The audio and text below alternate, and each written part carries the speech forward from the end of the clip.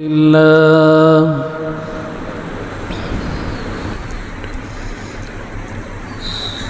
الحمد لله نحمده ونستعينه ونستغفره ونؤمن به ونتوكل عليه ونعوذ بالله من شرور أنفسنا ومن سيئات أعمالنا من يهده الله فلا مضل له ومن يضلله فلا هادي له وأشهد أن لا إله إلا الله وحده لا شريك له وأشهد أن سيدنا ومولانا محمدًا عبده ورسوله صلى الله تعالى عليه وعلى آله وصحبه وبارك وسلم تسليما كثيرا أعوذ بالله من الشيطان الرجيم بسم الله الرحمن الرحيم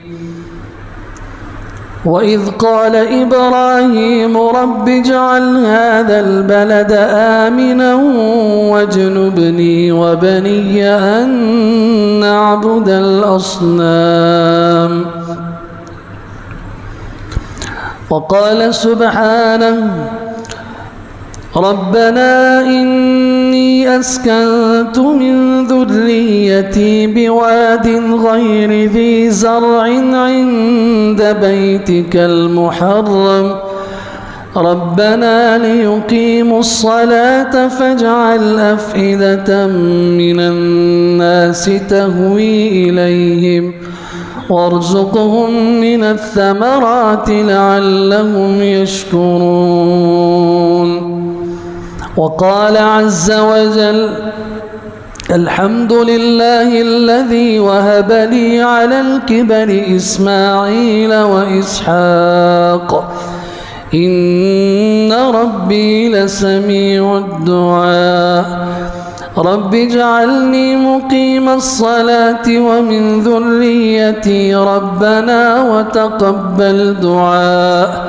ربنا اغفر لي ولوالدي وللمؤمنين يوم يقوم الحساب وقال عز وجل ربنا عليك توكلنا وإليك أنبنا وإليك المصير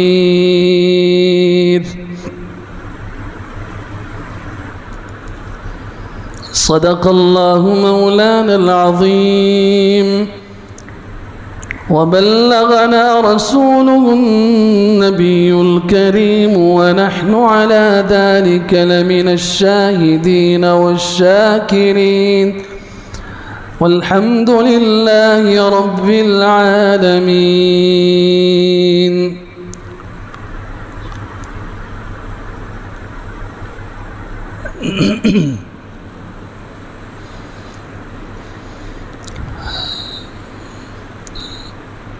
हज़रत इब्राहीम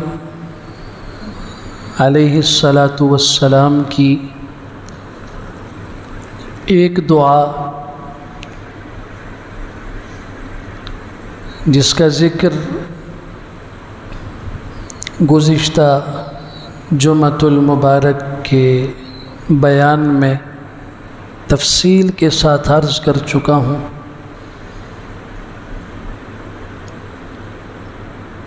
कुरान मजीद में सूरह बक़रा, सूरह शुआरा, सूरत इब्राहीम, सूरत मुम्तहिना और सूरह साफ़ात, इन सूरतों में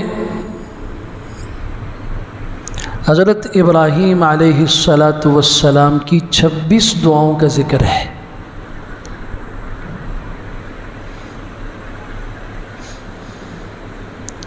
और उस एक एक दुआ में قیامت تک آنے والے مسلمانوں کے لیے درس بھی ہے، درد بھی ہے، پیغام بھی ہے۔ کس طریقے سے ایک بندے کو اپنے اللہ سے مانگنا چاہیے، کیا مانگنا چاہیے اور کب مانگنا چاہیے۔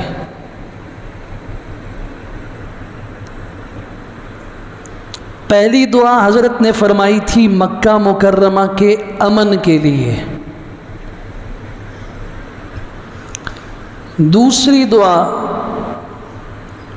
وَاجْنُبْنِي وَبَنِيَّ أَن نَّعْبُدَ الْأَصْنَامَ، اے اللہ مجھے بھی اور میری اولاد کو بھی بت پرستی سے محفوظ فرما۔ روئے زمین کا سب سے بڑا جرم، سب سے بڑا گناہ اللہ کے ساتھ شرک کرنا ہے۔ اس لیے حضرت دعا فرما رہے اللہ مجھے بھی بچا۔ تعلیم ہے کہ جب بھی آپ دعا مانگیں سب سے پہلے اپنے لیے دعا مانگیں، اس کے بعد اپنی اولاد کے لیے مانگیں، اس کے بعد اوروں کے لیے مانگیں۔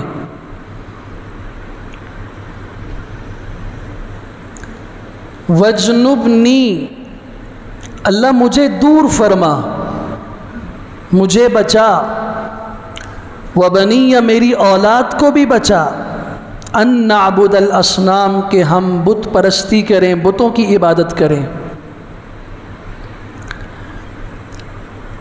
توحید کے معاملے میں حضرت ابراہیم علیہ السلام کا جو انداز ہے پورا قرآن اس سے بھرا ہوا ہے۔ حضرت نے آخر میں جب دنیا چھوڑ کے سفر آخرت پہ جا رہے ہیں، قرآن مجید میں سورہ بقرہ میں اس وصیت کا ذکر موجود ہے، وَوَصَّى بِهَا إِبْرَاهِيمُ بَنِيهِ وَيَعْقُوبُ يَا بَنِيَّ إِنَّ اللَّهَ اصْطَفَى لَكُمُ الدِّينَ فَلَا تَمُوتُنَّ إِلَّا وَأَنْتُمْ مُسْلِمُونَ۔ حضرت نے وصیت فرمائی اپنی اولاد کو کہ اے میری اولاد، اللہ تعالیٰ نے تمہارے لیے اس دین کو پسند کیا ہے، چنا ہے، تو موت تک اسلام پہ قائم رہو۔ اللہ کے ساتھ معاملہ کیسا ہونا چاہیے توحید کا؟ قد كانت لكم اسوة حسنة في ابراہیم والذین معه اذ قالوا لقومهم انا براء منكم ومما تعبدون من دون الله كفرنا بكم وبدا بيننا وبينكم العداوة والبغضاء ابدا حتى تؤمنوا بالله وحده۔ توحید اس کو کہتے ہیں کہ اللہ تعالیٰ فرما رہے ہیں تمہارے لیے حضرت ابراہیم علیہ السلام کی زندگی بہترین نمونہ ہے۔ اگر ایک آدمی چاہتا ہے کہ میں موحد ہوں، میں عقیدہ توحید پر قائم ہوں، میں شرک سے بچا ہوا ہوں، قرآن کہتے ہیں ابراہیم علیہ السلام کی زندگی کو دیکھو۔ حضرت نے اپنے خاندان سے بھی کہا، اپنے باپ سے بھی کہا، اپنی قوم سے بھی کہا میں بری ہوں، تم سے بھی بری ہوں اور تمہارے ان معبودوں کی عبادت سے بھی بری ہوں، اور ہمیشہ میری طرف سے براءت کا اعلان ہے یہاں تک کہ تم صرف اللہ کی توحید پر ایمان لے آؤ۔ جب تک تم موحد نہیں بنتے میرا تم سے کوئی تعلق نہیں، میں تم سے تعلقات ختم کرتا ہوں، براءت کا اعلان کرتا ہوں۔ یہ دوسری دعا ہے قرآن مجید میں ابراہیم علیہ السلام کی۔ اپنی دعاؤں میں اس دعا کو شامل کیجئے، اے اللہ مجھے بھی میری اولاد کو بھی غیر اللہ کے سامنے جھکنے سے، اپنے در کے علاوہ کسی اور در پہ مانگنے سے، کسی اور در کا ملنگ اور فقیر بننے سے اللہ ہماری حفاظت فرما۔ آدمی کا مسئلہ ایک جگہ حل نہ ہو تو تب دوسری جگہ جائے نا۔ کیا کوئی یہ کہہ سکتا ہے کہ اللہ تعالیٰ سے بندہ سوال کرے اور اللہ تعالیٰ اس کا مسئلہ حل نہ کرے؟ میں اللہ سے مانگوں اور اللہ میری نہ سنے؟ میری ضرورت اللہ کو پتہ بھی ہے، میں نہ بھی مانگوں تب بھی اللہ کو معلوم ہے، وہ میری ضرورت پوری نہ کرے تو میں اپنی ضروریات کی فائل کسی اور کے سامنے پیش کر دوں۔ یا ایھا الناس انتم الفقراء الی اللہ، اس میں ایمان والوں کی بات نہیں ہے، جو بھی انسان ہے اس کو اللہ کا اعلان ہے 22ویں پارے سورہ فاطر میں، اے لوگو تم سب اللہ کے محتاج ہو، واللہ هو الغنی، اللہ کی ذات غنی ہے۔ تیسری دعا ابراہیم علیہ السلام نے فرمائی، ربنا انی اسکنت من ذریتی بواد غیر ذی زرع عند بیتک المحرم، اے اللہ میں نے اپنی اولاد کو اس بے آب و گیاہ وادی میں چھوڑ دیا۔ کیوں چھوڑا؟ یہاں مستقبل میں پیٹرول کے خزانے نکلیں گے تاکہ یہ اس کے مالک بنے، یہاں سونا ہے، چاندی ہے، جواہرات ہیں، قیمتی دھاتیں ہیں، اس لیے یہاں کی فصلیں بڑی شاندار ہیں، باغات بڑے عمدہ پھل دیتے ہیں، اس لیے ربنا لیقیموا الصلاۃ، اللہ میں نے اس لیے ان کو چھوڑا کہ یہ نماز قائم کریں۔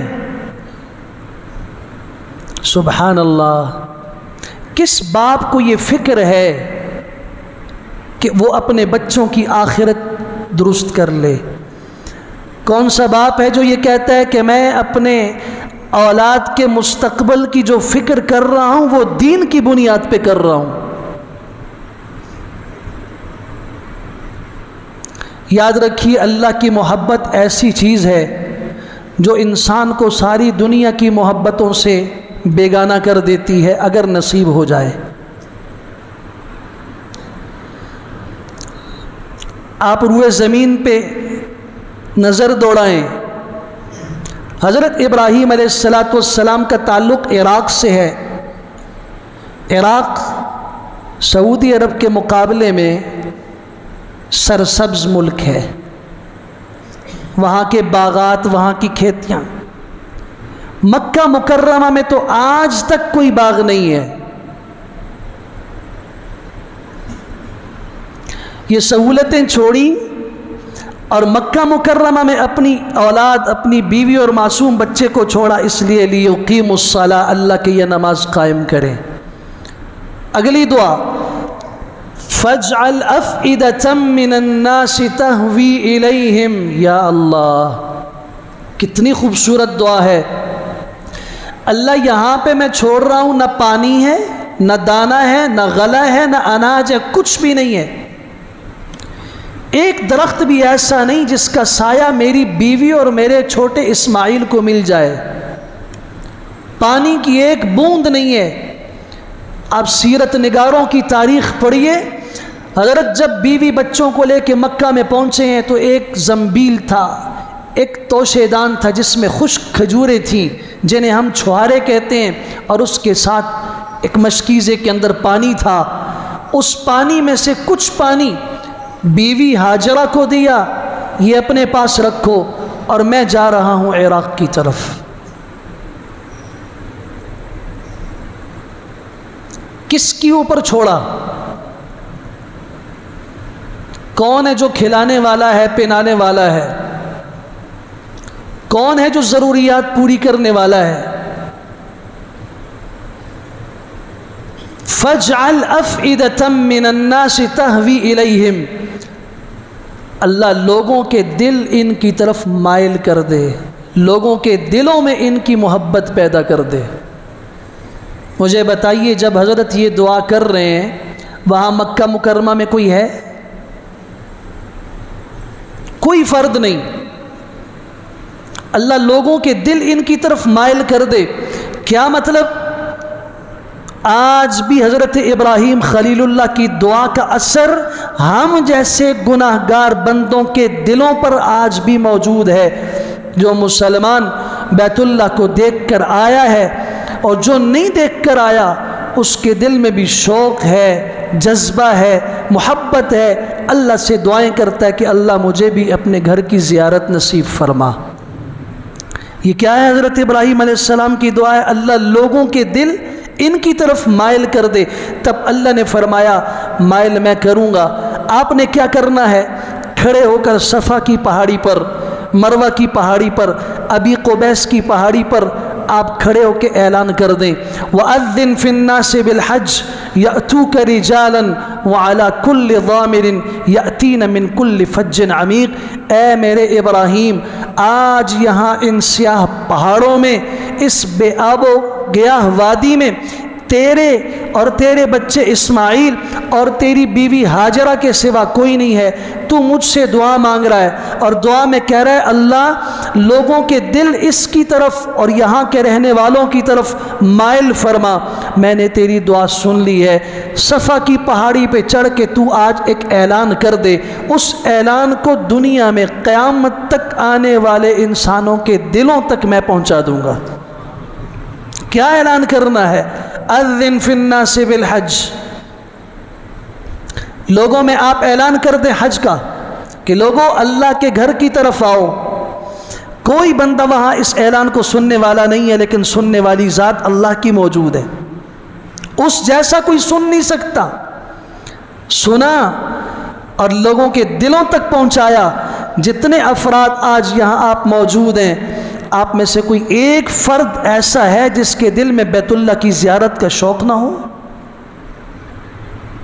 جس کی وسعت نہیں ہے؟ کیا وہ بھی اللہ سے نہیں مانگتا کہ اللہ میرے پاس طاقت نہیں، میری وسعت نہیں، میری مجال نہیں، میری قوت نہیں، میرے وسائل نہیں، لیکن آپ کی ذات تو بے نیاز ہے، آپ تو انتظام کر سکتے ہیں۔ آپ اعلان کر دیجئے پہاڑ کی چوٹی پر، میں قیامت تک لوگوں کے دلوں میں اس اعلان کو پہنچا دوں گا۔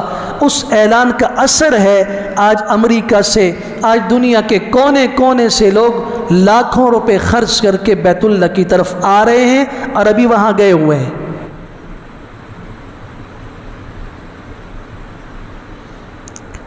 اللہ اکبر۔ جب حضرت ہاجرہ اور حضرت اسماعیل کو چھوڑا ہے، عراق چلے گئے ہیں، پیچھے کیا ہوا؟ ایک پرندہ آیا فضا میں اڑتا ہوا، یمن سے ایک قوم جرہم کی وہاں سے گزر رہی تھی، جو ہمیشہ وہاں سے گزرتی تھی۔ آج پہلی مرتبہ انہوں نے مکہ کی سرزمین پر پرندوں کو اڑتے دیکھا، رک گئے ایک دم کہ پرندے تو وہاں ہوتے ہیں جہاں قریب میں پانی ہو، یہاں تو ہمارے آباء و اجداد گزرتے چلے رہے، یہاں پہ کبھی کوئی پانی کے آثار نہیں، لگتا ہے آج کوئی پانی یہاں برآمد ہوا ہے۔ اس کی تلاش میں نکلے ہیں تو آ کے دیکھا کہ زمزم کا کنواں جاری ہے، اس کے کنارے پر ایک اماں اپنے چھوٹے بچے کو دودھ پلاتی ہوئی بیٹھی ہے۔ دعا کے اثر کو دیکھیے، یہ پوری قوم تھی، پورا جتھا تھا، اور یہاں پانی کے پاس ایک ہاجرہ اور ایک چھوٹا سا دودھ پیتا بچہ۔ کس نے ان کے دلوں میں یہ بات ڈالی کہ وہ آئے، دست بستہ عرض کی کہ اے بہن اگر آپ کی اجازت ہو تو ہم بھی یہاں قریب میں پڑاؤ ڈال دیں؟ سبحان اللہ۔ حضرت ہاجرہ نے کہا نہیں، یہ میرا پانی ہے، یہ ہمارا ہے، ایک شرط کے ساتھ یہاں رہنے کی اجازت ہے کہ پانی پر تمہارا حق نہیں ہوگا، یہ پانی میرا ہے، ضرورت کے لیے تمہیں ملے گا، لیکن اس پر مالکانہ حقوق تمہارے نہیں ہوں گے۔ انہوں نے کہا ٹھیک ہے۔ میں آپ سے پوچھنا چاہتا ہوں، یہ تو طاقتور لوگ تھے، ایک عورت جس کا کوئی سہارا وہاں نظر آنے والا نہیں ہے، اس کی گود میں ایک چھوٹا سا بچہ ہے دودھ پیتا ہوا، اگر یہ لوگ چاہتے زبردستی اس بچے کو بھی قتل کر دیتے، اس کی ماں کو بھی مار دیتے، پانی پہ قبضہ کر لیتے، کوئی روک سکتا تھا؟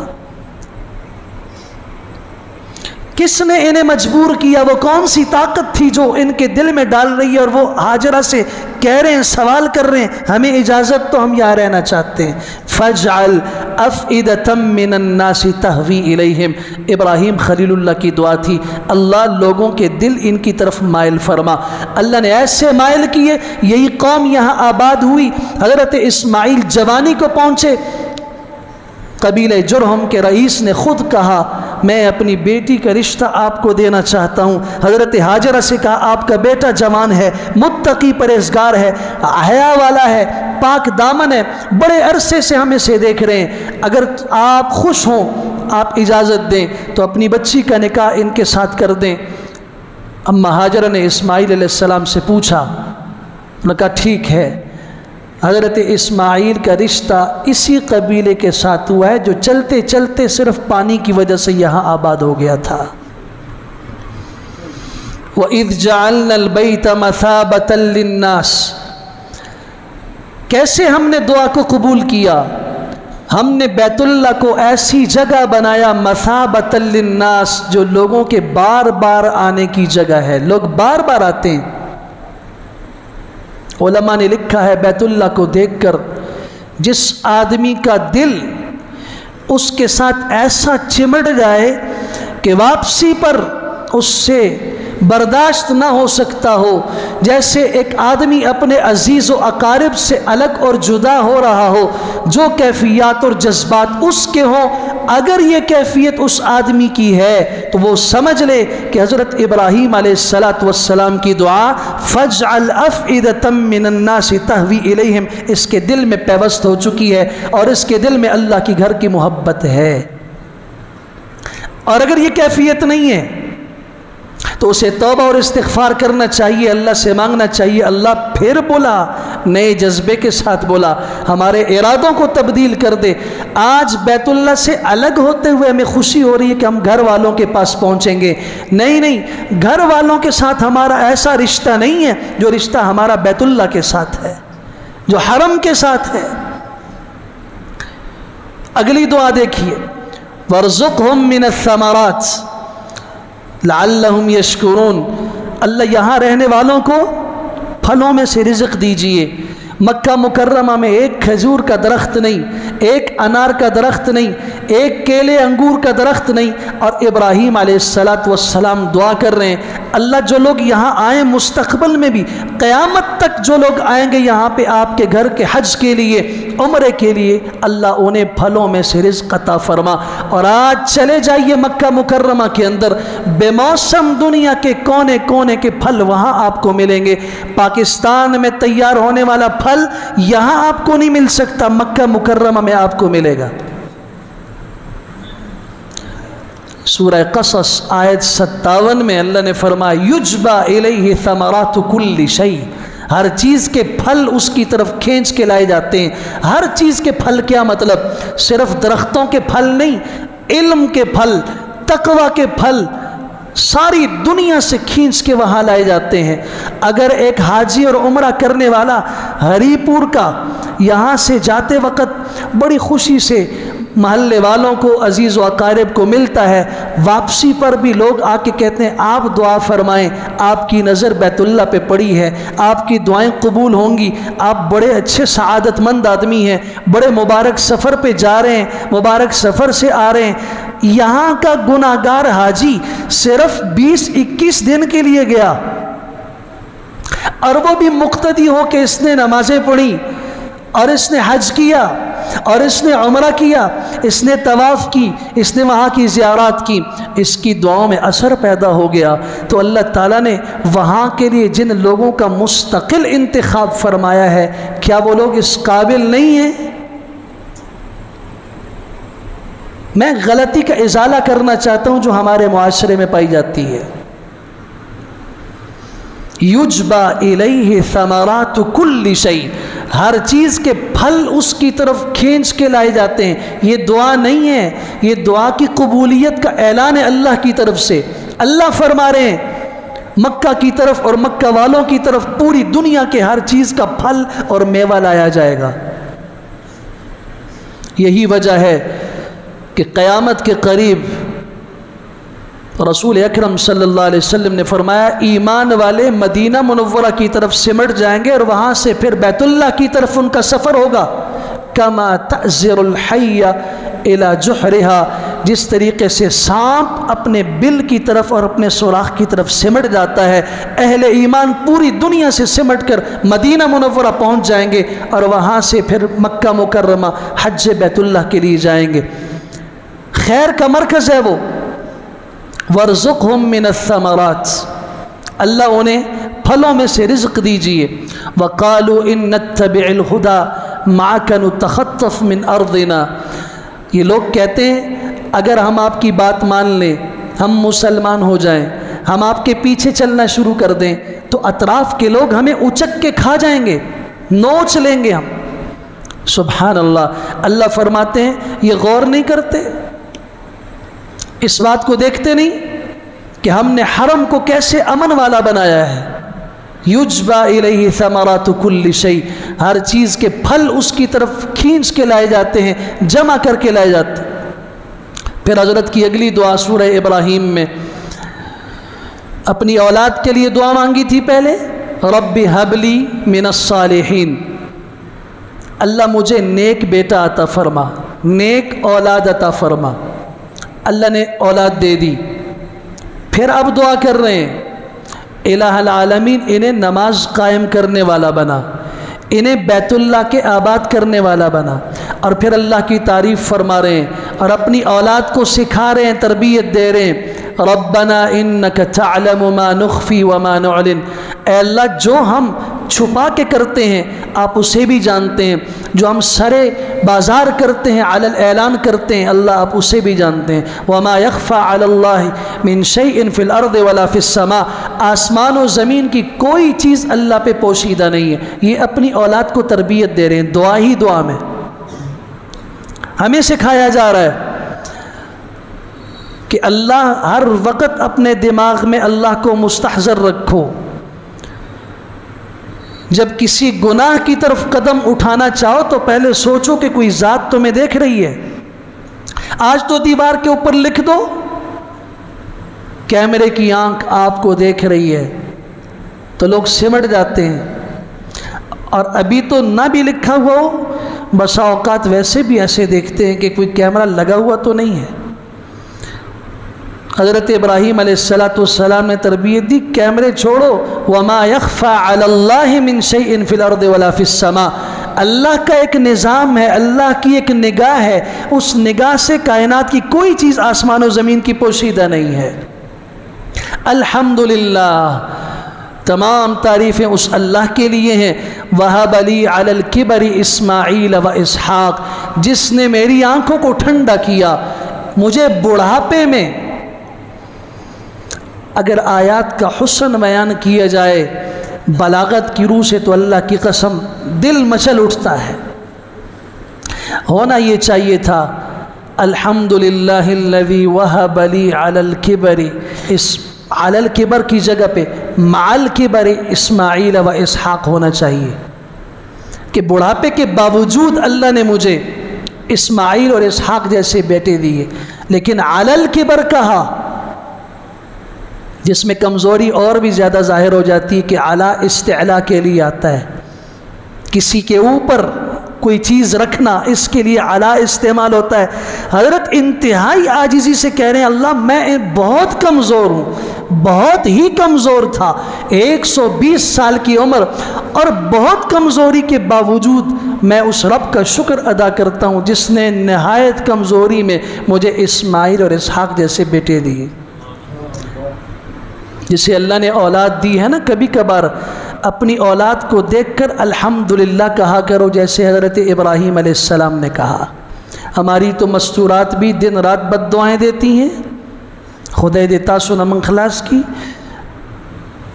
اللہ تمہیں دفع کرے، ساری عمر بد دعاؤں میں گزرتی ہے بچپن سے، اور بڑے حضرات بھی ان کا تو شکریہ ادا کرتے ہو کہ کمائی کی بہت اچھا بیٹا ہے، سب کو بتاتے ہو، کبھی اللہ کو بھی کہا ہے اللہ تیرا شکر ہے تو نے ایسا صلاحیت والا بیٹا دیا۔ الحمدللہ الذی وہب لی علی الکبر اسماعیل و اسحاق، ان ربی لسمیع الدعاء، تاکیدات ہی تاکیدات ہیں، بے شک میرا رب یقیناً دعاؤں کو سننے والا ہے۔ اگر اللہ صرف اتنا فرما دینا کہ میں دعائیں سنتا ہوں، اس میں کوئی شک ہے؟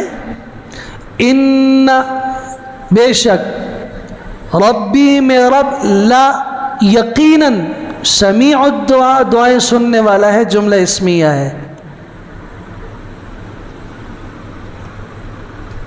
پھر اپنے والدین کے لیے، اور صرف ان کے لیے نہیں، پوری امت مسلمہ کے لیے دعا فرمائی ہے۔ رب اجعلنی مقیم الصلاۃ ومن ذریتی، اللہ مجھے بھی نماز قائم کرنے والا بنا، میری اولاد کو بھی نماز قائم کرنے والا بنا۔ ربنا وتقبل دعا، اللہ دعائیں قبول فرما۔ ربنا اغفر لی، اے میرے رب میری مغفرت فرما۔ میں نے کہا نا، دعا میں سب سے پہلے اپنے آپ کو یاد رکھیں۔ کچھ لوگ خشک مزاج کے ہوتے ہیں، وہ کہتے ہیں ہمیں اپنی نہیں باقیوں کی۔ تم حضرات انبیاء سے بڑھ کر سمجھنے والے ہو، آپ کی دعا میں اگر خود قبولیت نہیں ہوگی، آپ خود گندے ہوں گے، تو کسی اور کے لیے آپ کی دعا کا کیا فائدہ ہوگا؟ پہلے تو آپ کے اندر خود صلاحیت ہونی چاہیے۔ رب اجعلنی، ادھر دیکھیے وجنبنی وبنی ان نعبد الاصنام، اللہ مجھے دور فرما، میری اولاد کو دور فرما بت پرستی سے، اللہ مجھے نماز قائم کرنے والا بنا۔ ومن ذریتی ربنا وتقبل دعا، ربنا اغفر لی ولوالدی وللمؤمنین یوم یقوم الحساب، جس دن حساب قائم ہوگا، قیامت قائم ہوگی، اللہ اس دن ہم سب کی مغفرت کا فیصلہ فرما۔ پھر آپ سورہ شعراء میں چلے جائیے، رب ہب لی حکما، اللہ مجھے دانائی نصیب فرما، اللہ مجھے نبوت عطا فرما، اللہ مجھے حکمت نصیب فرما۔ یہ دعائیں ہیں ہمارے لیے بھی، اللہ سے مانگو۔ لوگ کہتے ہیں دماغ کمزور ہو گیا ہے، بات یاد نہیں رہتی، کبھی کہتے ہیں جی بات بھول جاتا ہوں، کبھی کہتے ہیں پتہ نہیں کیا ہو گیا۔ اللہ اکبر، دعا تو مانگو اللہ سے، رب ہب لی حکما، اللہ مجھے قوت فیصلہ عطا فرما۔ حکم کس کو کہتے ہیں؟ صرف یاد نہیں، یاد سے اوپر کا درجہ ہے کہ حافظہ انتہائی تیز ہو، لوگوں کے فیصلے کرنے کی بھی اللہ مجھے جرت اور طاقت نصیب فرما۔ وَأَلْحِقْنِي بِالصَّالِحِينَ، اللہ نیک لوگوں کے ساتھ مجھے جمع فرما۔ اللہ نے دعا کو کیسے قبول کیا؟ وَمَن يَرْغَبُ عَن مِّلَّةِ إِبْرَاهِيمَ إِلَّا مَن سَفِهَ نَفْسَهُ وَلَقَدِ اصْطَفَيْنَاهُ فِي الدُّنْيَا وَإِنَّهُ فِي الْآخِرَةِ لَمِنَ الصَّالِحِينَ۔ حضرت ابراہیم نے دعا کی تھی، اللہ مجھے نیک لوگوں کا ساتھ نصیب فرما۔ ہم نے دعا کو ایسے قبول کیا، دنیا میں بھی ہمارا چنیدہ بندہ ہے، منتخب بندہ ہے، اور آخرت میں بھی صلحاء میں سے ہے۔ امام الانبیاء صلی اللہ علیہ وسلم کے بعد پوری مخلوقات میں سب سے بلند ترین مقام اگر کسی کا ہے، وہ حضرت ابراہیم علیہ السلام کا ہے۔ پھر حضرت نے دعا فرمائی، الہ العالمین واجعل لی لسان صدق فی الآخرین، بعد کے لوگوں میں اللہ میرا تذکرہ خیر جاری فرما۔ اللہ نے کیسے تذکرہ خیر جاری کیا؟ آپ سورہ مریم کھولیے، وَاذْكُرْ فِي الْكِتَابِ ابراہیم، اللہ تعالیٰ حضور صلی اللہ علیہ وسلم کو حکم دے رہے ہیں، آپ اس قرآن مجید میں ابراہیم علیہ السلام کا ذکر کیجیے۔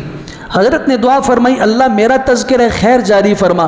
اس سے تذکرہ خیر بہتر کیا ہو سکتا ہے کہ اللہ کی کتاب میں تذکرہ ہو، اور وہ تذکرہ حضور اقدس صلی اللہ علیہ وسلم کی زبان مبارک سے کیا جا رہا ہو۔ وَاذْكُرْ فِي الْكِتَابِ ابراہیم۔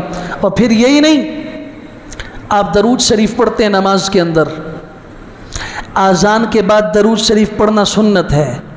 اس کے بعد جو دعا آپ مانگیں گے، آپ علیہ السلام نے فرمایا اذان کے اختتام پہ درود شریف پڑھے، اور اس کے بعد میرے لیے وہ دعا مانگے جو اذان کے بعد کی دعا ہے، حلت لہو شفاعتی، قیامت کے دن اس کے لیے میری شفاعت واجب ہے، میں اس کی شفاعت کروں گا۔ کتنی یقینی بات ہے. درود شریف آپ پڑھتے ہیں، سب سے افضل ترین درود جو آپ نماز میں بھی پڑھتے ہیں، اللہم صلی علی محمد وعلی آل محمد کما صلیت علی ابراہیم وعلی آل ابراہیم. اللہ نے کیسے تذکرہ خیر جاری کیا کہ حضور صلی اللہ علیہ وسلم فرما رہے ہیں اے اللہ مجھ پر اور میری آل پر رحمتیں نازل فرما، جیسے رحمتیں آپ نے حضرت ابراہیم علیہ السلام اور ان کی آل پہ نازل فرمائی. ان کی آل میں کون ہے؟ حضرت اسحاق، جن کی نسل سے اللہ نے 4000 پیغمبر بھیجے ہیں. حضرت عیسیٰ علیہ السلام تک جو انبیاء آئے ہیں، جو رسول آئے ہیں، حضرت یعقوب علیہ السلام کی نسل سے آئے ہیں، وہ حضرت اسحاق علیہ السلام کے بیٹے تھے. دوسرے بیٹے حضرت اسماعیل علیہ السلام کی نسل سے کوئی پیغمبر نہیں آیا. آخر میں آ کے خاتم النبیین امام الانبیاء صلی اللہ علیہ وسلم کو بنو اسماعیل میں سے بھیجا. یہ رحمت ہے یا نہیں ہے؟ جیسے آپ نے رحمت ابراہیم علیہ السلام کی آل پہ فرمائی، اللہ ایسے میری آل پہ رحمت نازل فرما. وَاجْعَلْنِي مِنْ وَرَثَةِ جَنَّةِ النَّعِيمِ، اللہ جو نعمتوں والی جنت ہے مجھے اس کا وارث بنا. مسلمان کو جنت کا شوق رکھنا چاہیے. بہت دفعہ ہمیں یہ سننے کو ملتا ہے جی ہمیں جنت کی ضرورت نہیں ہے. بہت شاعر جو ہوتے ہیں نا، شاعر لوگ، یہ زمین پہ بیٹھی ہوئی چیز کو آسمان پہ لے جاتے ہیں، اور جب ان کی مرضی کے خلاف ہو تو آسمان کی چیز کو نیچے لے آتے ہیں. اس لیے قرآن مجید نے شعراء کا تعارف کروایا ہے، وَالشُّعَرَاءُ يَتَّبِعُهُمُ الْغَاوُونَ. یہ جو شعراء ہوتے ہیں نا، ان کے پیچھے وہی لوگ چلتے ہیں جو گمراہ ہوتے ہیں.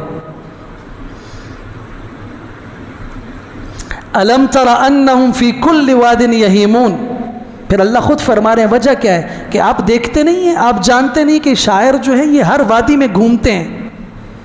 کبھی ستارے توڑ کے لا رہے ہیں، کبھی سورج توڑ کے نیچے لا رہے ہیں، کبھی زمین کو عرش پہ لے جا رہے ہیں، ہوائی فائرنگ. اس لیے حضور اقدس صلی اللہ علیہ وسلم کا تعارف کروایا گیا، وما هو بقول شاعر. یہ جو قرآن ہے یہ شاعر کا کلام نہیں ہے، یہ سنجیدہ شخصیت کا، ذات کا، ایک ایسی شخصیت پہ اترا ہے جو خود بھی سنجیدہ ہے، اور ایسی ذات کی طرف سے اترا ہے جو سنجیدہ ہے. شعراء کا کلام یہ نہیں ہے. وَاجْعَلْنِي مِنْ وَرَثَةِ جَنَّةِ النَّعِيمِ. کچھ شاعر کہتے ہیں، کچھ ایسے لوگ کہتے ہیں ہم عبادت شوق جنت سے نہیں کرتے، جنت کے شوق میں نہیں کرتے، ورنہ تو یہ سوداگری ہے. کیوں نہیں کرتے؟ جنت کسے ملے گی؟ جس سے اللہ راضی ہے. جنت تو اللہ کے راضی ہونے کی دلیل ہے. حضرت ابراہیم علیہ السلام کی دعاؤں میں سے وَاجْعَلْنِي مِنْ وَرَثَةِ جَنَّةِ النَّعِيمِ. اور تو اور امام الانبیاء صلی اللہ علیہ وسلم کا جو آخری جملہ زبان مبارک سے سنا گیا ہے، سیدہ عائشہ صدیقہ رضی اللہ تعالیٰ عنہ کی مبارک گود میں حضور صلی اللہ علیہ وسلم کا سر مبارک ہے، اور آپ آخری مرتبہ جو آپ کی زبان مبارک نے حرکت کی ہے، لب ہلے ہیں، جو ہم تک الفاظ پہنچے ہیں، وہ کیا ہے؟ اللہم الی الرفیق الاعلی. میں رفیق اعلیٰ کی طرف سفر کرنا چاہتا ہوں. وہ رفیق اعلیٰ کیا ہے؟ جنت نہیں ہے تو اور کیا ہے؟ اللہ کی رفاقت کا سب سے اعلیٰ ترین مقام ہے کون سا؟ وہ جنت کا سب سے اونچا مقام ہے جس کا نام مقام محمود ہے. حضور دعا کریں اور ہمیں بھی حکم دے کہ میرے لیے اللہ تعالیٰ سے مقام محمود مانگو جو جنت کا سب سے اونچا درجہ ہے. ابراہیم علیہ السلام دعا کریں اللہ مجھے جنت کا وارث بنا، اور میں کہوں کسی شاعر کے کہنے پر اور کسی قوال کے کہنے کے اوپر کہ جی مجھے جنت کی ضرورت نہیں ہے. یہ دین کوئی اور ہو سکتا ہے، یہ دین ابراہیمی نہیں ہو سکتا، دین محمدی نہیں ہو سکتا. وَاغْفِرْ لِأَبِي، اللہ میرے ابا کی مغفرت فرما، إِنَّهُ كَانَ مِنَ الضَّالِّينَ، وہ گمراہوں میں سے تھا. وَلَا تُخْزِنِي يَوْمَ يُبْعَثُونَ، اللہ قیامت جب قائم ہو، ساری انسانیت کھڑی ہو آپ کے دربار میں، اللہ اس دن کی رسوائی سے، بے عزتی سے ہماری حفاظت فرما. फिर हज़रत की दुआ है रब्बना अलैका तवक्कलना व इलैका अनबना व इलैकल मसीर, ए हमारे रब हम आप ही की ज़ात पे भरोसा करते हैं, आप ही की तरफ हम रुजू करते हैं और आप ही की तरफ हमने हकीकत में लौट के आना है। फिर जब बैतुल्लाह की तामीर की है, क्या दुआ मांगी? रब्बना तक़ब्बल मिन्ना इन्नका अंतस समीउल अलीम, अल्लाह हमारा ये अमल कबूल फरमा। नमाज पढ़ें, कोई खैर का काम करें, उसके बाद अपने अल्लाह से ये दुआ मांगे रब्बना तक़ब्बल मिन्ना। इसलिए कि बहुत सारे अमल करने वाले ऐसे होते हैं, कुरान कहता है आमिलतुन नासिबा, वो अमल करके थक रहे होते हैं। अल्लज़ीना ज़ल्ल सअयुहुम फ़िल हयातिद दुनिया व हुम यहसबूना अन्नहुम युहसिनूना सुनआ, उनकी कोशिशें, उनके अमल दुनिया ही में ज़ाया हो जाते हैं, वो समझते हैं कि हम अच्छे काम कर रहे हैं। अल्लाह ताला ऐसा ना करे हमारे साथ। रब्बना तक़ब्बल मिन्ना, अल्लाह कबूलियत का मामला फरमा। आप सुनने वाले हैं और आप जानने वाले हैं। फिर इन रब्बना वजअलना मुस्लिमैन लक, दो लोग हैं जो बैतुल्लाह की तामीर कर रहे हैं, हज़रत इब्राहीम और बेटा इस्माइल। अल्लाह हम दोनों को अपनी फरमाबरदारी करने वाला बना, मुझे भी और मेरे साथ इस्माइल को भी। वमिन ज़ुर्रियतिना उम्मतम मुस्लिमतन लक, हमारी जो औलाद आए अल्लाह उसे भी अपना फरमाबरदार बना।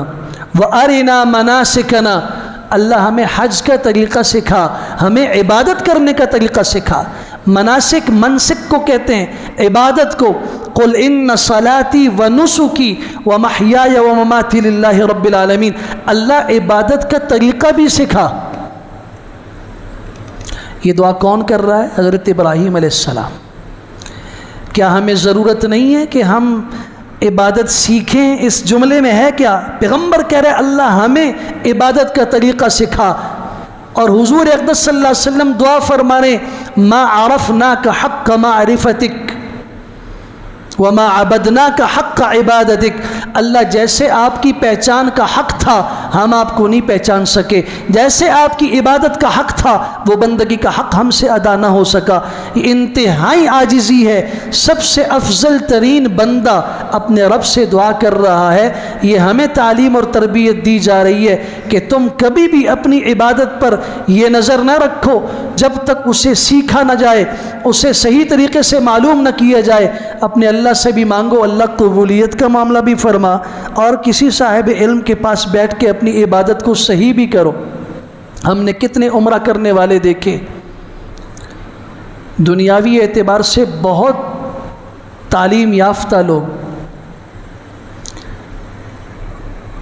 उम्रे पे जा रहे हैं और साथ 10-10 लोग हैं, उनके क़य्यम और ज़िम्मेदार हैं, और गलतियां इतनी बड़ी कर रहे हैं जिनसे उम्रा फासिद हो जाता है। मैं किसी और की नहीं बात कर रहा, खुद अपने साथ देखा। क्यों? पैसे दिए, पासपोर्ट बनाया और बार बार चक्कर लगा रहे हैं ट्रैवल एजेंसी के, कब हमारा टिकट आएगा, क्या होगा, कितने। ये सब कुछ तो कर रहे हैं, लेकिन इतना नहीं कर रहे कि जिस काम के लिए जा रहे हैं किसी साहिब इल्म के पास बैठ के अमली तौर पर। और तो अल्लाह की कसम, बाज़ लोगों को तो एहराम बांधने का तरीक़ा भी नहीं मालूम होता, एहराम खुल जाता है उनका। अब इसी से आप अंदाज़ा लगा लीजिए कि जो पहला काम है एहराम बांधना, वही नहीं सीखा तो आगे के आमाल क्या होंगे। तो फिर अल्लाह ताला मुआफ़ फरमाए, वो अम्मा जी जिसे बेटा हज पे ले गया और वो ख़ुद खुशी से नहीं जा रही थी, ज़बरदस्ती ने कहा कि अल्लाह का घर है देख लोगी। वो गई, वापस आई, उनसे अहवाल पूछे गए तो उन्होंने सादी थी पश्तो में एक जुमला कहा, तो उन्होंने कहा कि बस नूर खुते नेम खबर खुयौज़ेव अलतदवानो पशानते गोबल शोरो खलक पके गर्जेद। अल्लाह ताला मुआफ़ फरमाए। और तो मुझे नहीं मालूम कि मैंने क्या किया, बस एक था कि जगह थी उसके किनारे पर लोग बैलों की तरह घूम रहे थे, ऐसे बैल होते हैं, बस उस तरीके से घुमाया मुझे और कुछ दौड़ाया बड़ा, बस वापस लेकर आ गए और मुझे नहीं पता कि क्या किया। तो हकीकत ये है, उसने तो सादी सी ज़बान से हकीकत बता दी। हम में से अक्सर का हाल यही है। اور کوشش ہوتی ہے کہ زیارات پر کوئی زیارت نہ چھوٹے، لیکن جو سب سے بڑی زیارت ہے زیارت بیت اللہ الحرام، اس کا ادب ہی نہیں معلوم، اس کے اندر طریقہ ہی نہیں معلوم۔ ارینا مناسکنا، اللہ یہ گھر تو تعمیر کر دیا، اب اس گھر کو جس عبادت سے آباد کرنا ہے اس عبادت کا طریقہ بھی ہمیں سکھا۔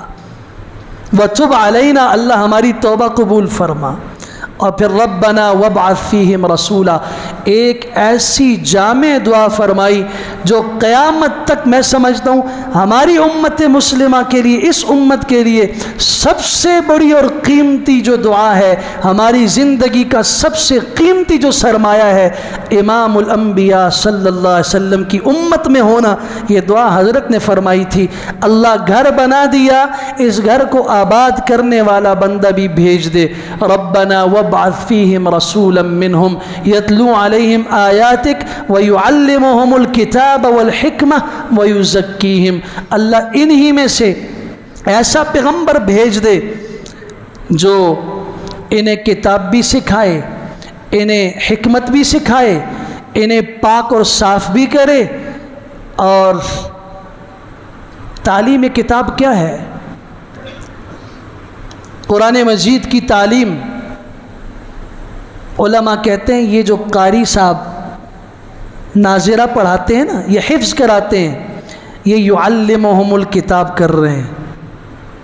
یتلو علیہم آیاتہ، اللہ کی آیتیں پڑھ پڑھ کے سنا رہے ہیں، اور بچہ انہیں پڑھ پڑھ کے سنا رہا ہے۔ یہ یتلو علیہم آیاتہ کا مراکز ہیں یہ۔ وَيُعَلِّمُهُمُ الْكِتاب، جو قرآن مجید کی تفسیر اور احکامات سکھا رہے ہیں، والحکمہ، جو احادیث کے مسند پہ بیٹھ کے رسول اکرم صلی اللہ علیہ وسلم کی زندگی، آپ کے افعال و اقوال امت کو بتا رہے ہیں۔ وَيُزَكِّيهِمْ، جو تزکیہ نفس کر رہے ہیں قرآن و سنت کے ذریعے، اعمال کے ذریعے باطن کو صاف کر رہے ہیں۔ الہ العالمین ہمیں خیر کے ان سارے مراکز کے ساتھ تعلق اور مضبوط تعلق نصیب فرما۔ ابراہیم علیہ السلام کی یہ 26 دعائیں، اللہ تعالیٰ ان دعاؤں کو ہمارے حق میں قبول فرمائے۔